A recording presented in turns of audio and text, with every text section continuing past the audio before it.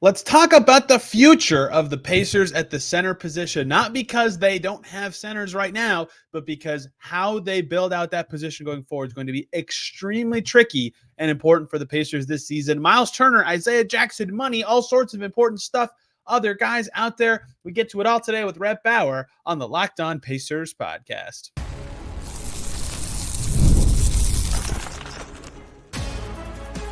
You are Locked On Pacers, your daily Indiana Pacers podcast, part of the Locked On Podcast Network, your team every day.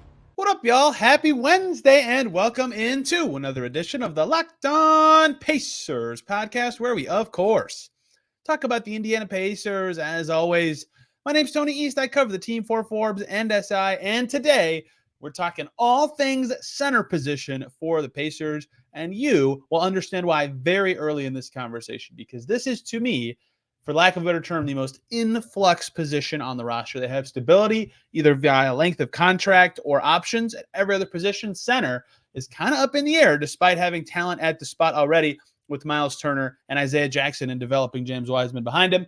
Why is it so interesting? What are the Pacers going to do about it? How can they get through this? What is the best possible outcome?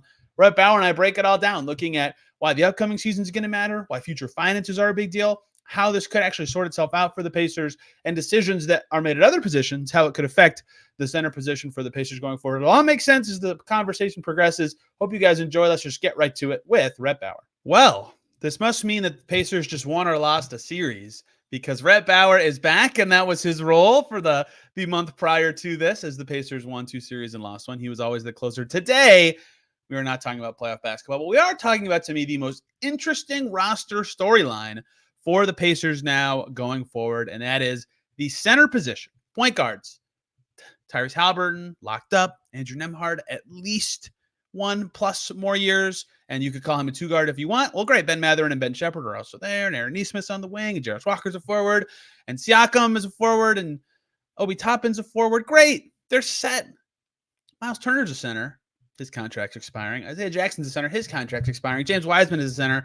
They gave him a very small guarantee and a team option, and he might not just be good enough to be on a contender. What is going to happen at center beyond this season for the Pacers? Can they afford to keep Myles Turner? What does that mean for the rest of their team? It is the most fascinating position on the team. Who's the backup going to be beyond the season? Is it somebody already in-house? How do they allocate the resources? Because, hey, here comes the luxury tax next year. I've been talking for 70 seconds. Rhett hasn't said a word. Rhett, oh my goodness, is this an interesting topic to me? And I don't really know how to dive in. I have some ideas, but I think it's going to be a big storyline for the next, let's say, 12 months of Pacers basketball. Yeah, I think if you had told me before the playoffs started that you said, "Hey, you can come on after every series ends," You get one. I would have said, "Okay, cool. So you just don't want to talk to me once this offseason. That's great." But no, the center forecasting the future of the center position for the Indiana Pacers is incredibly fascinating. But I think it's like I feel like it has been more years than not for the last like decade, probably the last 7 years for sure. And so it's a different kind of fascinating right now, and I'm really really curious where we end up on it. Last year was a weird calm. It was too calm at the center. They need to get back into rocky waters. It's what everybody's familiar with. So here's why this is the situation, right? The problem as it stands with the Pacers is not that Myles Turner and Isaiah Jackson aren't good. They are, right? That is a good center rotation. It's a good starter who fits playoff basketball, and a backup that performed in the playoffs in his first postseason and certainly can still grow. And now is locked into 82 games of being the backup and not intermittent, right? Those are good players. Like, that's a good rotation. Here's the trouble and why this is a fascinating discussion. I mentioned it last podcast. Their next summer spending is very tricky. They are like $51 million from the tax without McConnell, without Nembhard, without Turner. I think I'm missing one player who will probably need to get paid next summer. Oh, Jackson, duh. And so that probably doesn't all fit already. Turner can't be extended, which is very rare in the NBA. But with the way the cap grows 10% next year, it felt very smart of him to get on the market as a 28, 29-year-old, whatever, after 10% cap growth. So his contract cannot be extended this season because it was renegotiated, right? Isaiah Jackson, also on an expiring contract, he'll be restricted next year. If they want to keep him, they can.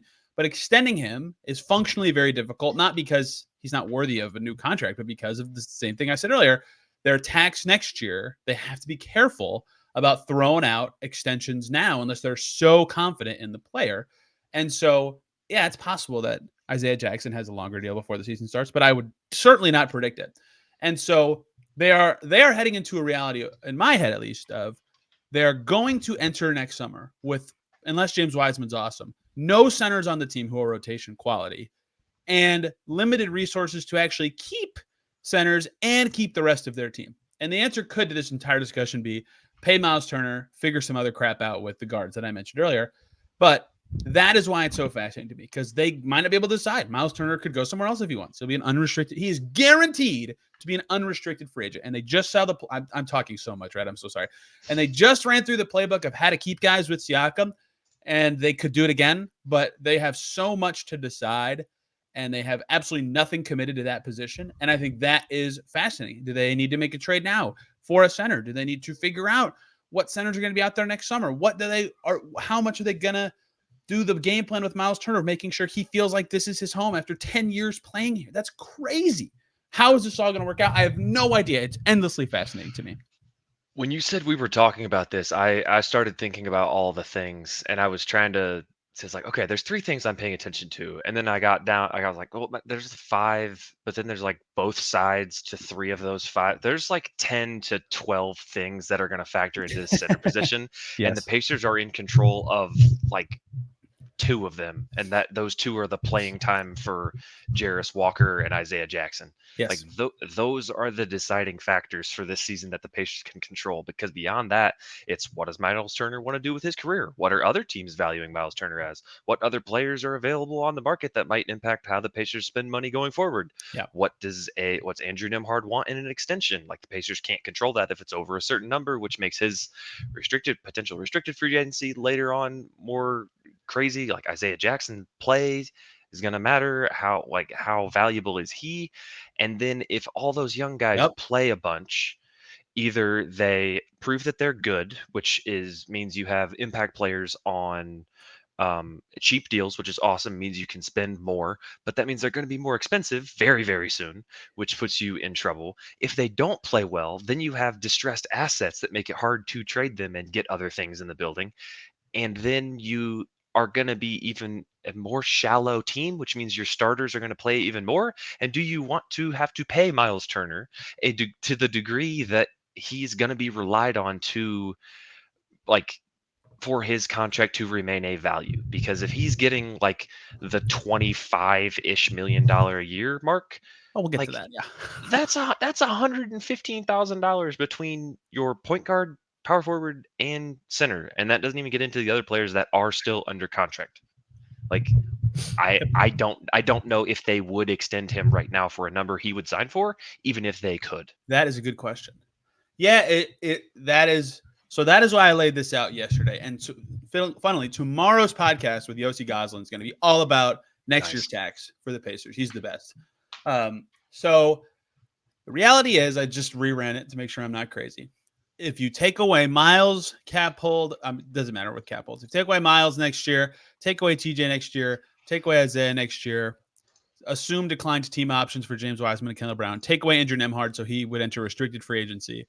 That gives the Pacers $136 million in guaranteed salaries to 8 players, right? Mm-hmm. So, like, they got to fit $51 million of 7 players in there. And so if we start with Myles, because he is the best of those players who are not back on the team, okay, well, let's just see what the center market has become. And you just mentioned $25 million, and some people go, whoa, that's a lot. And I would say, no, it's not. Nick Claxton just got that, and Isaiah Hartenstein got that. I think it's clear to note that there's a team option on the end, so they probably pay a little more to get that. Bruce Brown also got $48 million or $44 million. Yeah. Yes. Yes. So that is where that number is coming from, right? The good starting center market has formed, because every other center in free agency this summer was not starting level, not even close, right? The next highest paid guy was Mo Wagner. He got 11 million per season, so 22 million guaranteed from the Magic. And Mo Wagner's a good player, but Myles Turner's a much much better player and fits well with the best two players on the Pacers, and was very good. It was good for much of the playoffs last year. Like, you want to keep that guy, but if you do, and you like, even if I would call 25 like a good value, because Yes. if the cap goes up 10% next year from those two deals, 27 and a half is where that starts. It would get into the 30s by the end, right? Like 25 a year, I think you'd be happy about it as Pacers. Well, then you have 26 million under the tax to pay 9 players, 2 of which, in theory, would be McConnell and Nembhard. Nembhard's probably sniffing 20 million. And can you keep McConnell at that point? Maybe not. You definitely can't keep Jackson at that point. And oh my gosh, you still have 4 roster spots to fill out, and maybe one of them's the first round pick, and that's cheap, but you still have a whole rest of your team. It's like, it's really tricky. And so if you take Turner out of the equation, it's easier to keep the other guys, but then you're way worse. You have no other center options, and you're over the cap. So I don't really know how they should handle it, because I think the best scenario for them to win with their current core is that Turner's on the team. But that means that to have the best center rotation possible, the Pacers have to make decisions at other positions that may not be particularly fun. Yeah, and I think the prevailing wisdom over the last, probably since the Warriors like small ball run, like where Draymond at the 5, the death lineup, all that stuff, was that centers, you can just go out and get a center, and that Yeah, you can no. just replace that. That is not the case. Go out Yeah. and look at starting centers and see how many Myles Turner is better than, and I guarantee you can get Myles like pretty close to the 10 mark. Like, and the rest of those centers I agree. are either like Wembanyama level or Chet Holmgren level, or they're making 40 million or more. So I don't see a world where the Pacers get a center that makes 40 million or more, because they already have 2 players on their roster making 40 million or more, and that's going to be just about it. So the downgrade from Myles at like a $27 million mark to a replacement level center at like the $18 million mark is going to be so significant that I'm not sure that, like, I don't know how the Pacers would recover from that from a talent and fit standpoint, unless there are other things to consider that we just can't see at this point, which is very possible. Not to mention, Pascal Siakam wanted to play with Myles Turner, and Yes. that fit is significant. Perfect. But then again, Perfect. Myles Turner is the longest tenured Pacer. I want to look at this. I meant to do it before tonight. How many other players have played for the Pacers for 10 years? Oh, that's a good question. I'm I thought gonna you were look going it to ask up, how many guys in the but league have longer tenure than Turner, and I was going to try to spitball them all, but I do not know the question you actually asked. it's single Both, digits. both are low numbers. Yes. Yeah. So like Again, opening night will be his 10th season. That's yes, crazy. 10. Yeah. Like and so like you have to, like I don't know about you. Like I try not to be a fan. Like oftentimes I'm a fan, but in this case, like it would be really tough to not like to not have Myles Turner be a Pacer. But at the same time, you look at the money and it's like, gosh, how do you afford to have Myles Turner as a Pacer? Hey guys, let's quickly talk about the good folks over at Game Time, an authorized ticket marketplace of Major League Baseball, which makes getting tickets faster and easier to all the sporting events you can want to go to. Prices on the Game Time app actually go down the closer it gets to the first pitch, with killer last-minute deals, all-in prices, views from your seat, and their lowest price guarantee. Game Time takes the guesswork out of buying tickets. I should know. I had a wonderful time using Game Time in New York to go watch the Liberty play the Dallas Wings last summer at the Barclays Center. Could see exactly what my view was going to see. Decided between 2 seats. One ended up putting me right by the Villanova women's basketball team, and I had a great view, and it was a spot-on picture in the app. The price I saw was the price I paid. No sneaky hidden fees at the end, which is always super annoying. Got them the day of the game for a good price. They have the Game Time guarantee, which will credit you 110% of the difference if you find tickets in the same row and section for less. Awesome. Your ticket is covered with a flexible customer service policy. Everything you could possibly want in a ticket buying app, Game Time has it. So take the guesswork out of buying tickets and MLB tickets with the Game Time app. Download the app, create an account, use the code LOCKEDONNBA for $20 off your first purchase. Terms apply. Again, create an account, use the code LOCKEDONNBA for $20 off. Download Game Time today. Last minute tickets, lowest price guaranteed. All right, let's do the exercise that you just hypothetically spitballed. Okay, Jokic, Embiid, Anthony Davis, Yep. Bam, Sabonis, Porzingis, Gobert. That's 8, right? Yep. 7? Is That's Anthony 7? Davis a center?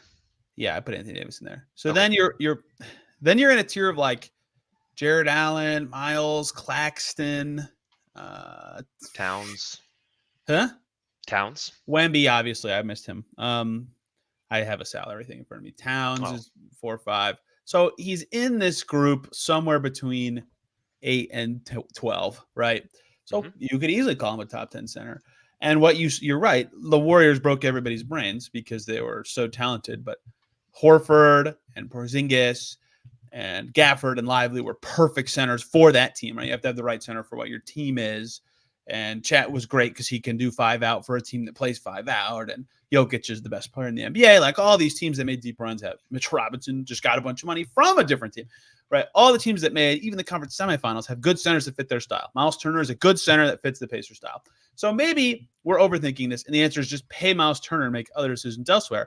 Part of the reason that also makes sense is they don't have another starter level player in the wings. Like Isaiah Jackson's good. I don't think anybody is like, he's ready for 30 minutes a night. Perfect. Let's go.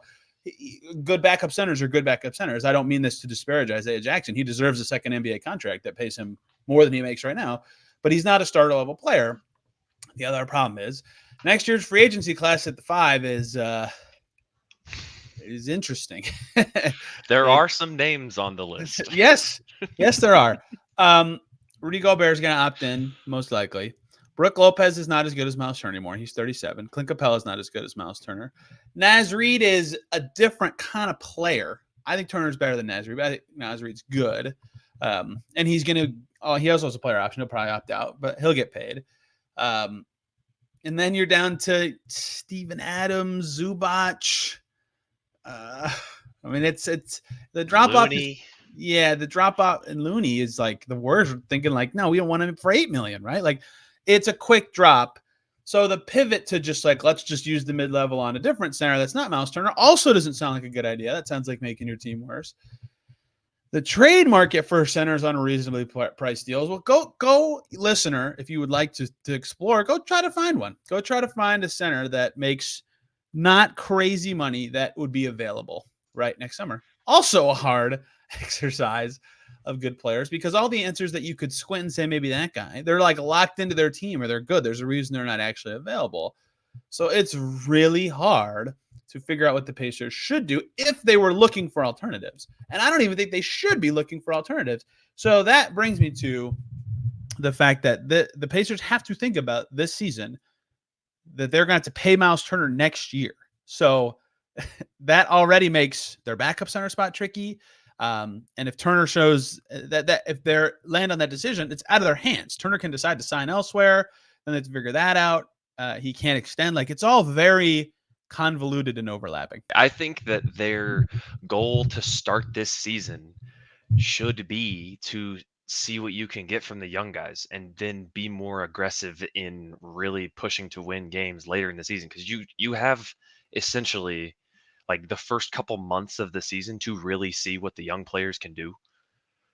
And the rest of the year is probably going to be spent winning games and like not really like Jarris Walker. If you come in and you make a mistake, like you're probably not going to play that much because the game is going to be close and we're going to need crunch time. Bennedict Mathurin, if you come in and you can't defend and your shot's not going, like we've got Andrew Nimhard and Ben Shepherd just right here, ready to go. And so like it's really, really tough to see how the Pacers can give the roster, the young players on the roster, the bandwidth that they're going to need to flesh out what they can be in the NBA while also pursuing their goal of winning as many games as possible. Because I don't think the East is going to be as bad as, like, it's not the West, obviously. The But I think top 8 is better than last year in the East. Yes, 9 absolutely. through 15. Those are basketball teams. But those are, in fact, members of the National Basketball Association. The thing with that is you mentioned the top 8. Like, so if you mess around too much and you find yourself in that 7-8 No range, play-in. Yeah. you're in the play-in. And I don't know about you, but I don't really want to end up in the play-in, and then I don't want to see Boston in the first round if you end up in that situation too. Like, there's a whole lot of incentive to be as good as possible, but you can't afford to squander a very narrow window to figure out what the value of your young guys is, because your team is going to get incredibly expensive, or not incredibly expensive, incredibly hard decisions are going to have to be made with the There you cap go. sheet in mind that start literally in 12 months, 11 months actually, because it would be before free agency next year. Yeah.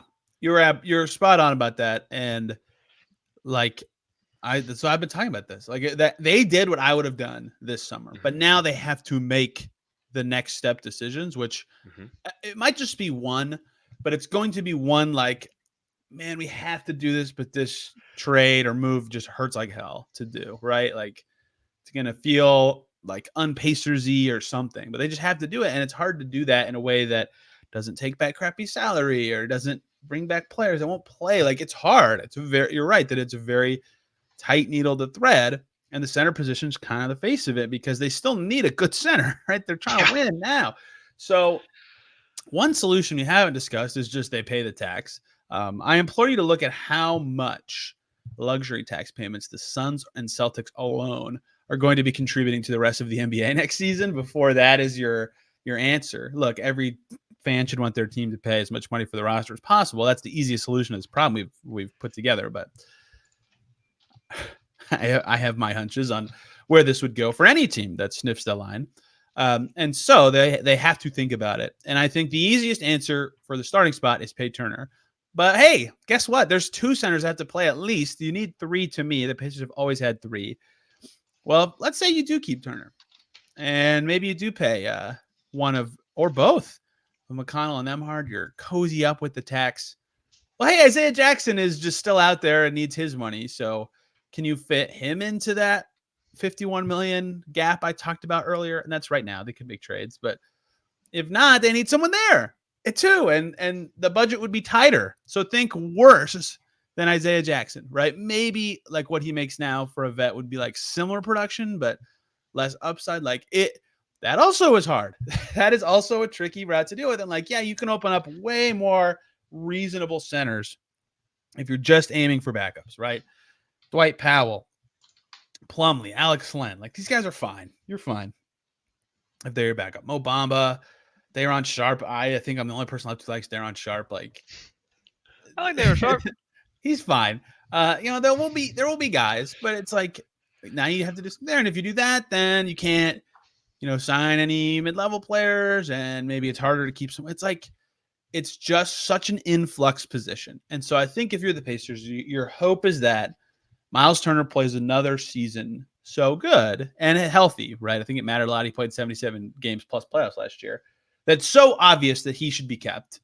And then you're set at center, but you have to figure out another guard and your second big. That's probably the best solution because the alternative is that you think you like Turner might, if Turner decides to go somewhere else or he doesn't play well this year because you can't extend him, like that you have to think about, do we make a trade for a different center? Do we extend nobody? Like it all kind of hinges on this one position to me.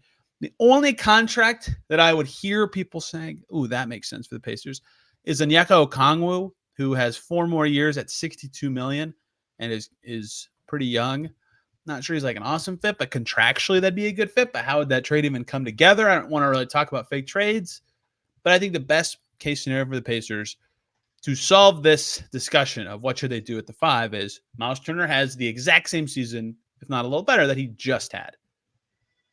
Yeah, which, it makes it very easy. Yeah, that does make it very easy. And I think really the only way that the Pacers can move forward this year is just by planning to have Myles Turner on the team. Like, yes, I agree. You have him for this season. Obviously, you are playing to play well. So trying to figure out a replacement for Myles Turner while Myles Turner is still on your team probably gets a little bit icky, but Myles Turner is also used to that sort of discussion. So I don't know how much that would affect him. Don't put that juju into the air.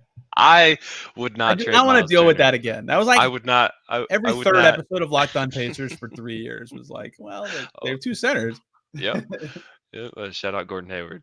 But really, I mean, you know, you pull from one bucket to put into another, right? Like if you Yep. were going to pay Myles Turner, you cannot pay probably two of Isaiah Jackson, Jarris Walker, Bennedict Mathurin, and Andrew Nembhard. Like that, the math gets tight real quick, and that Yes. doesn't even get into the question of whether, like, whatever trade comes along, TJ McConnell's not under like, it just gets so weird. But I think Myles Turner was so good last year and is such a great fit with Siakam and plays so well with Haliburton that you just can't. I don't think you can find a replacement that makes you better on the floor, that makes it worth it on the cap sheet, and can find a player that makes it better on the cap sheet that makes it worth it on the floor.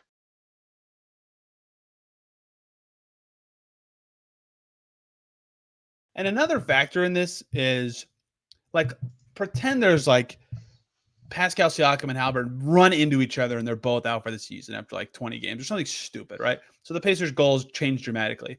Well, even trading Turner's kind of hard because any team that acquires him also can't extend him, Right.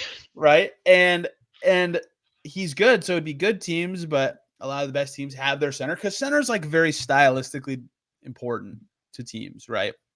It's very hard to mismatch that, which is the reason I think the best case scenario for the Pacers is that Turner plays well and they just keep him.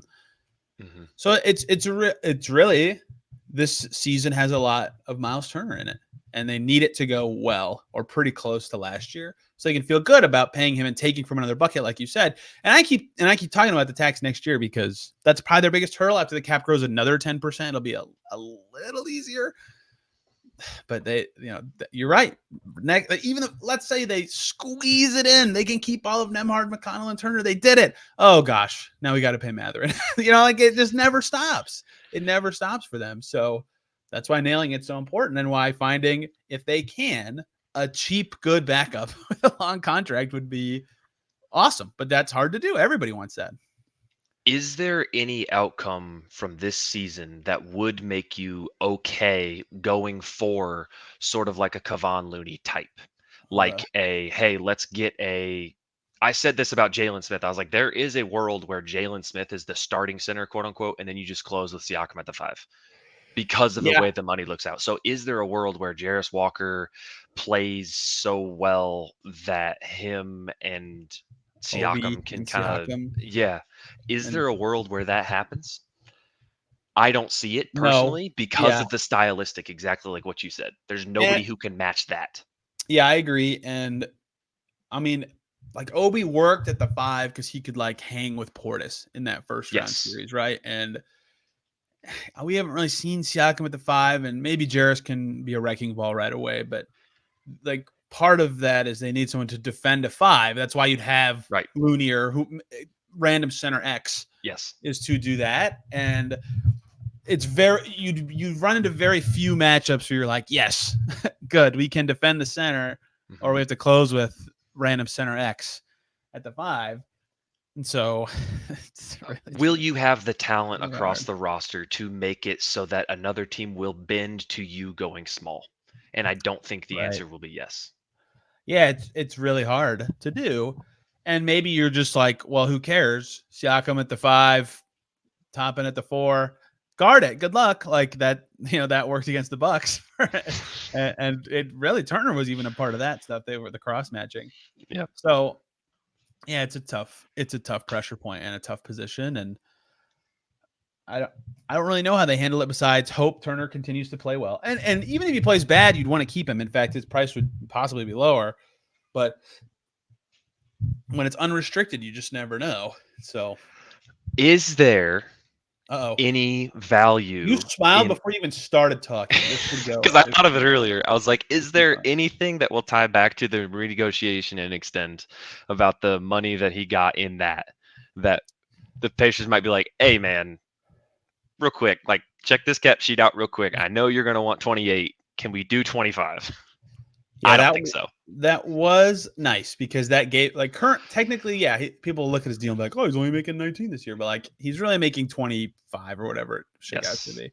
I forget what his extension was, 2 years and I think it was 60 million, 260. I think. Yeah. 60 sounds right. Yeah. So you got 30 million per year of new money. Right. Maybe. I don't know. I was But just trying to think about. I was like, okay, is that something? I don't know how that works. I think Claxton is the right comp in Yes. general because it was similar where the Nets were like, well, we're over the cap. What do you want? Like Yep. it's going to be like that, I think. And then they have to decide from there what the rest of the position looks like. So every other position, I feel like the Pacers feel good about one of the two players they have at that spot, even more than two in some spots, for years, for much of the Haliburton Siakam pairing era, right? In fact, Neesmith for 3 years, and if you get 2 years out of any Nembhard new contract, that's all of the positions for all of the years of Siakam Haliburton together, except for center. And so it's going to be a very interesting year of, does Myles Turner prove, and I think he has currently proven it, like to be clear, I think he's already on the correct side of this, but does he prove that, yes, I belong as the long-term center with this core? So far, he's easily trending to yes, easily. And right now, that would be my priority number one in free agency for the Pacers next year. And what does Isaiah Jackson show of like do we need to be squeezing this guy in, or is this just going to be a cap casualty of a good player, which has happened to restrict, like Precious Achiuwa's floating out there right now for cap reasons. He's a good backup five. Like that just happens sometimes. Paul Reed just got the same unfortunate fate, right? So that is, from a roster perspective, maybe the biggest storyline to me, besides the potential for a consolidation trade for the Pacers, is what happens at the 5. Did we miss any bases here?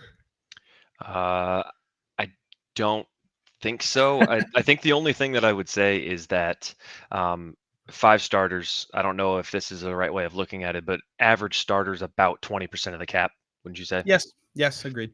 25-26 season, that will be $30 million, not 30,000. $30 million will be 20% of the cap in 25-26. So keep that in mind as well. Myles Turner is at a pretty significant discount right now, but I can't think of anything else other than maybe the Pacers luck into James Wiseman stepping up as the backup center, and that saves them at least a good chunk of money. Look, don't get me wrong. They are right to bet on their ability to develop Yes. players. Like they have earned the right to tell me to shut up for being like, why did they get a vet? But like, man, they're putting not a lot of eggs. It's a minimum contract. They're putting some eggs in a third center that I'm like, man, they need that guy to play. And it's really easy if it doesn't go well to just be like, hey, look, Obi Toppin, you're the third 5 now. Great, go. Or Jarris or whoever. So it's not like that. There's like very little actual downside, but just, man, that is some hope. Like if he maybe that's the answer. I guess this is the last thing we didn't talk about. What are the chances James Wiseman actually is good enough to be their backup 5 beyond this season? Like it exists. It's not 0. Definitely not 0. No, because again, like you said, Ijack's getting paid beyond this season. Like Goga Batadze, Well, funny enough, if we estimate his Goga was going to be the first contract I brought up. Goga was a little bit over 8. Yeah. Yeah. And that would hurt the Pacers. Like it just would. Like Isaiah Jackson getting $9 million a year plus their 20th overall pick or something, making like $3 million. That's 12 of the $50 million you have to mess with, and you haven't touched McConnell, Turner, or Nembhard. Like that is significant. I don't think it's 0, but I am also not confident that James Wiseman is a good basketball player. I think he's just big and fast. He's big and fast. Like I can't quit him, right? Yeah. Before they signed him, I tweeted about that with somebody, and like I get it. Sometimes he'll catch it at the elbow and just like power dribble, boom, I'm at the basket bucket. I'm like, dang. He's huge. Yeah. Dang. Like that's an unstoppable play that just happened. And then it never happens for the rest of the game. So he just one extra skill for him, right?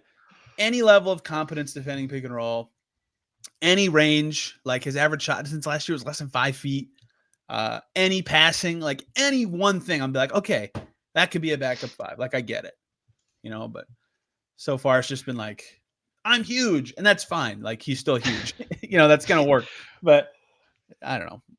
In basketball, that is helpful. Yes. Being To be being clear, I'm huge. not saying this as a negative. I would say it's like maybe a 30% chance.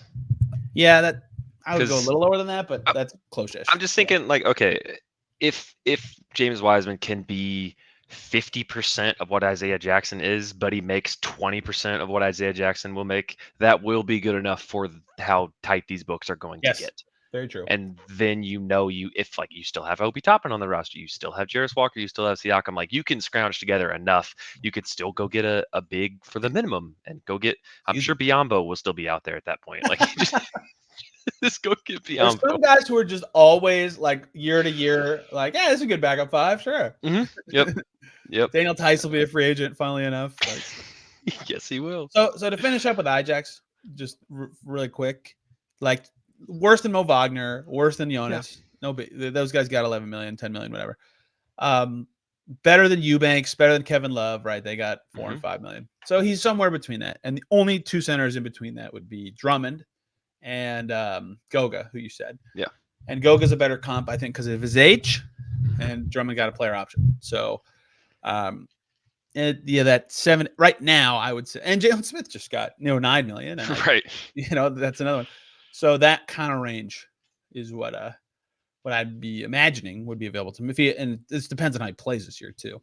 So yeah, I think it's center spot, baby. Yeah, fun. It's basically, I think you said it's almost a 0% chance that Isaiah Jackson extends. I'll just say, knowing nothing, it's a 0% chance that Isaiah Jackson extends. Yeah, I've been surprised before, I guess, but I would be pretty stunned just given their financial realities of the future, because that would signal that they are confident they're losing somebody, not that they expected. They're like, yeah, we no, I don't know. Yeah, I mean, there's the.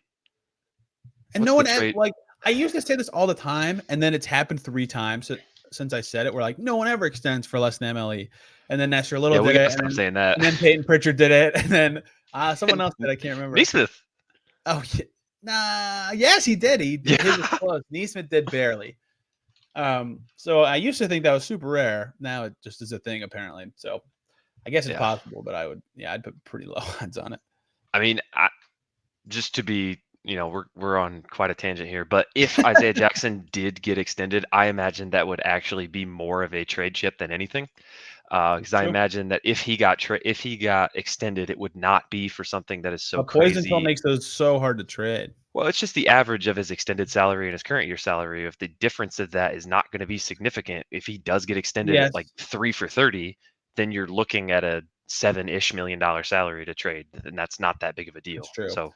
Yeah, and the problem is with small numbers, that gap matters because the 140% for salary matching is not adding that much. Right? Huge numbers, it's like, oh yeah, who cares, whatever. Yeah. It's still good, but if he says I'll take 3 for 15 right now, I'm like, okay, yeah, done here, yeah, done. Sure, but that's not gonna happen. No way, right? No way. So that doesn't make any sense for him. So because now he knows he's going to be the backup. He's going to play. He'll have a chance to show stuff. And again, he saw Goga and Jalen Smith get 8-9 million. Right. He can do that. He did. He was good in the playoffs. That matters. Right, that's what I'm saying. He can go out and get that.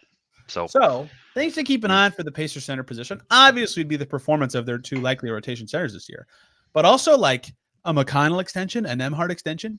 That matters for their center spot going forward. So because that position is in flux, not this year, but potentially long term, everything they do going forward is going to matter for that. And I think it's such a fascinating position, and I'm really interested in how it shakes out. I have nothing else to add. We've covered the grounds here. Good luck to Jalen Smith with the Bulls. Rhett, thank you for the time. Where can people find you and your musings on basketball things? And everybody, welcome Rhett back to the Eastern time zone, because we have messed up communicating podcast start times twice. Because I am not good at these things. I think it's actually more than twice. I think I've had to cancel twice, and we've actually gone through with it despite the messed up times twice. One time was something so random. I don't want to say it, but that doesn't count. That's not a time zone thing. It kind of is, but it's not. My man said today at 2 in the morning, thinking like, what are you? Whatever, dude. I'm up late. I've had a really weird week. I don't But need no, caffeine. you can find me on Twitter at Rhett_Bauer. Basketball musings do happen there for sure. They pop up from time to time. I'm on X or Twitter at Tony R East, and this show's there at Locked On Pacers. If you want to see the topics before you click on the show, the nice bulleted list there every day when I remember to tweet, because I'm really bad at remembering to do that. Tomorrow, like I said, Yossi Goslin's going to join us. My favorite cap guy. If you are looking for cap information, just cap information. There's lots of other sites that have other resources. Just cap information. Capsheets.com that Yossi runs is unbelievably good. It's my favorite one. He's going to come to help us talk about the tax next year. That is now beyond the centers. The other interesting plot line of the coming season of roster building for the Pacers. And then Friday, we'll preview Summer League. Woohoo! I can't wait. I'll be there. Officially found that out today to watch the young Pacers in action in Vegas for a few days. Rhett, thank you for the time. Everybody, thank you for tuning in. Back very soon. Till then, everybody, have a wonderful day.